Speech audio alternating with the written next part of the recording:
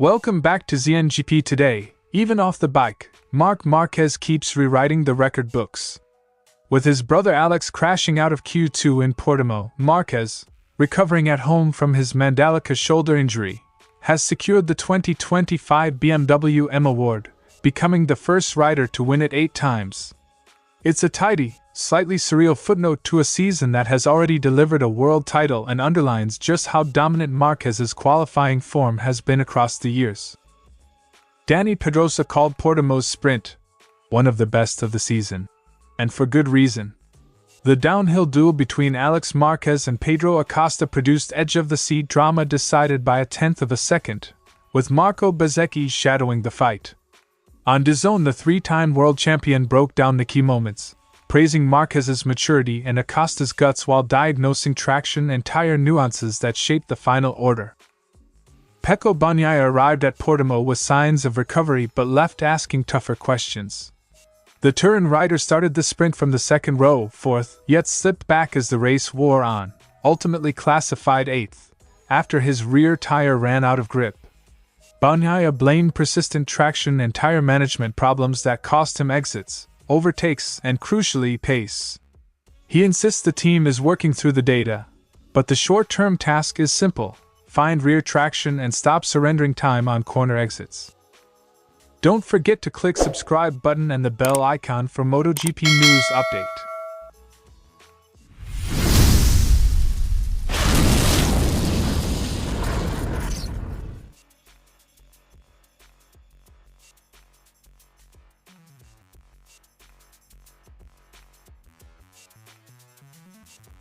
The BMW M Award goes to the rider who scores the most pole positions across the season. With 1 round to go, Álex Q2 crash in Portugal removed the only real threat to Marc's tally. That mathematical twist means Marc's qualifying score is now unbeatable, even though he wasn't on track to witness it. It's one of those odd sporting moments. A rider sidelined by injury still collecting trophies purely for the speed he showed earlier in the year. Heading into the final weekend, Marc sat on 351 points versus Alex's 323 after Portimão. Even a pole for Álex in Valencia couldn't overturn the gap in the BMW competition once his Q2 crash curtailed his shot at the extra pole tally. The numbers confirmed what the headlines already suggested: Marc's qualifying season was exceptional. Numbers don't lie. The combination of Marc's early season poles and Alex's late misfortune sealed the deal. The story is juxtapositional. On one hand, Marquez missed races after his Mandalika crash and subsequent shoulder surgery. On the other, his pace when fit was so superior that he still leads qualifying honors and finished the season as world champion. That mix of dominance and enforced absence makes the BMW award feel both inevitable and strangely bittersweet. It's a reminder that seasons are long, extraordinary peaks can coexist with unavoidable valleys. Winners don't just get bragging rights, they receive a BMW M car, this year, the ultra-quick BMW M2 CS Blue Metallic. It's a bespoke prize, inline-6, M twin-power turbo tech, 530 horsepower and a 0 to 100 km/h sprint in roughly 3.8 seconds. For Marquez, it's another trophy to add to a crowded cabinet, and given his 8-time run, a small fleet in waiting. Beyond the medal, the award is a visual indicator of one distinct skill: raw one-lap speed under pressure. Before this, Valentino Rossi, Casey Stoner and Pecco Bagnaia were 3-time winners. Quartararo and Lorenzo had 2 apiece. Seat Gibernau and Nicky Hayden each won once. Marquez's 8th triumph pushes him clear of a pack that includes some of the sport's most iconic names. Statistically, this cements Marquez's reputation as one of the greatest single-lap qualifiers in MotoGP history. Marc will formally take delivery of the BMW after Valencia, once the season officially closes. For now, he remains focused on recovery and on the longer-term goal: returning fully fit for 2026 development and testing duties. Ducati and the paddock will enjoy the milestone on his behalf this weekend. Marquez will collect the keys later, in person. A record celebrated in absentia, rare, but fitting for a season full of unusual turns.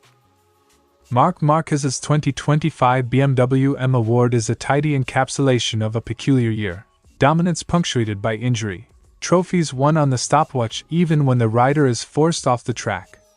Becoming the first 8-time winner underlines an unparalleled qualifying mastery, and offers a neat, emblematic prize to crown a season that was anything but routine.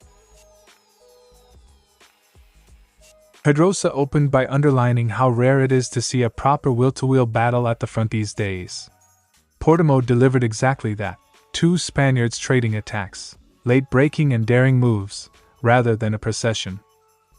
It was one of the best of the season, with a Spanish duel between Álex and Acosta. Races like this remind viewers why MotoGP is still the best show on two wheels: skill, risk and tiny margins all in one 10-lap blast. Pedrosa highlighted Alex's racecraft, starting 5th but reading Acosta's pace, attacking opportunely and exploiting the desmestheticized cornering and exit speed to get the decisive toe on the straight. Marquez converted attack into defense with surgical precision. Álex was always attacking. In turn 1, he would respond to Acosta in turn 5. That blend of aggression and calm, attacking when it counts, avoiding overcommitment on a treacherous surface, is exactly why Pedrosa believes we're watching Alex's best season yet. The gap evaporated in the closing meters. Pedrosa noted Álex had been 6/10 clear before the final lap squeezed the margin to a mere 10th, as Acosta neutralized him with late race pace. The sundown light and changing grip made every downhill entry a high-stakes gamble. Álex had a margin of about 6/10 and ended up winning by just 1/10. Pedro managed to neutralize him on the last lap and was a real threat all the way to the finish. Portimão's finishing straight provided a camera-close reminder. In MotoGP, leads are rarely safe until the checkered flag. Pedrosa applauded Marco Bezzecchi's role as the patient third man. He shadowed the duel, aware that one mistake, or a small bump could hand him an opening. The Aprilia rider stayed close and waited for his moment. He stayed so close because he knew a small mistake, or a poorly taken bump could send them into the gravel. He was waiting for his opportunity. Bezzecchi's presence forced the front pair to respect margins, a strategic element that sharpened the fight rather than softened it. Pedrosa singled out Pedro Acosta's calm maturity. Despite lacking the outright power of the Ducatis and Aprilia, Acosta maximized his package, pushed hard and nearly snatched victory with a late lunge. He's fighting with the weapons he has. He's pushing his bike to the limit, which is what the engineers ask for. He's found the balance between pushing hard and finishing races. Acosta's growth, pace, composure and race management marks him as one of the season's most impressive stories and a rider who'll keep troubling big names. Pedrosa also diagnosed Pecco Bagnaia's decline through the race, a loss of traction early on that let Aldeguer and Zarco swoop past. To Pedrosa, the symptoms hinted at persistent grip issues that still hamper Bagnaia's ability to sustain top pace. Pecco must have had some traction problems in the first part, a symptom that he was still dealing with grip difficulties. When traction goes, exit speed dies and overtakes follow, a technical headache Bagnaia and Ducati must cure if the Italian is to regain consistency. Pedrosa's verdict was emphatic. Álex Marquez is showing his best version, relaxed, incisive and race-smart, and Portimão's sprint was proof. Acosta's tenacity and Bezzecchi's patience completed a three-way showcase of current form. For Bagnaia, the weekend underlined that traction gremlins remain the enemy. As the season winds down, races like this one offer a vivid snapshot. Form can flip, grit matters, and the smallest margins still decide everything.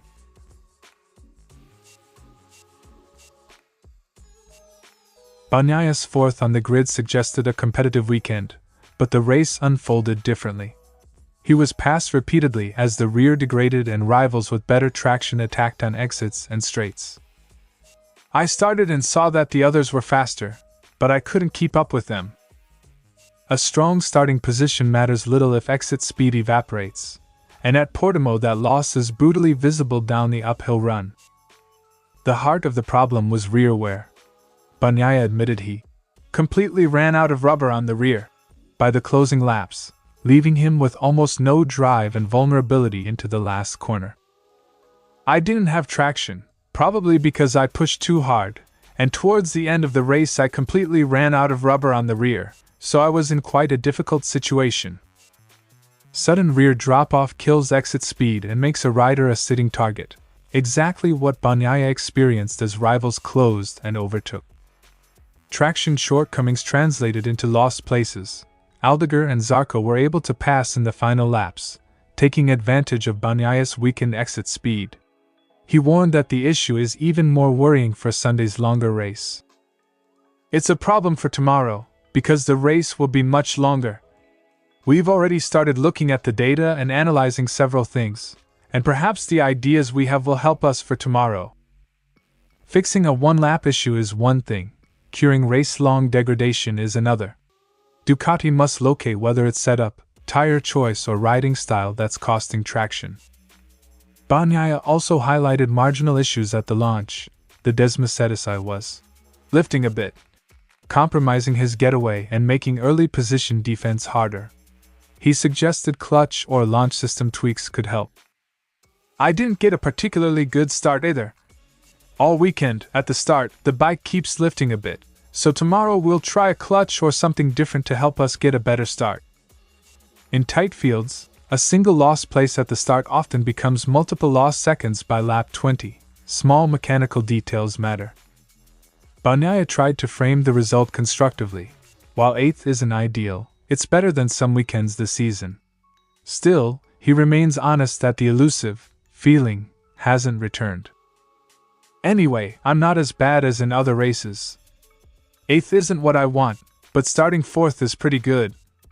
I still haven't found it. The balance of realism and expectation. Bagnaia accepts the work ahead but is clear that confidence and consistent traction must come back fast. Portimão exposed the same two enemies Bagnaia has battled all year: inconsistent sensations and rear-end grip that deserts him when it matters most. Ducati and Pecco will spend tonight buried in telemetry, clutch maps, tire pressures, and rear-end geometry, trying to extract more traction and a steadier tire life for Sunday. If they solve it, Bagnaia's weekend climbs back toward contention. If not, the GP will once again show how a champion's pace can be undone by the smallest loss of grip. Thanks for watching ZNGP Today, and this is your MotoGP news update. And see you next time!